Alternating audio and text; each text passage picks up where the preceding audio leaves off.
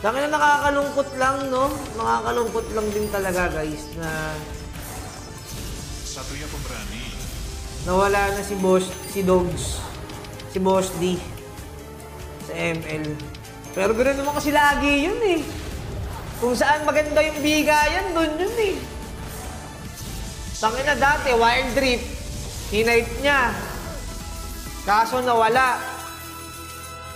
Ito naman next, HOK guys. Hindi guys, kilala naman natin si Boss D. Siyempre, kung saan malaki magbigay.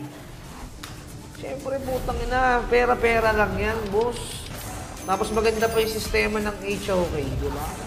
Dati kasi Wild Rift, kaso nga lang yung Wild Rift hindi nagtagal. Hindi ko alam guys kung yung Wild Rift buhay pa o ano. Basta alam ko, naging ambassador din siya doon. Tapos tong HOK, next na pinromote niya. Which is maganda, guys, ha? Maganda yung HOK talaga, maganda. Pati yung mga caster, putang ina, mga solid, boss. Hindi ko naman sinasabi na hindi solid yung caster ng Wild Rift. Iba kasi gumalaw si HOK, guys, eh. Parang all-in. All-in yung pera niya. Talagang labas kung labas mag-promote, call.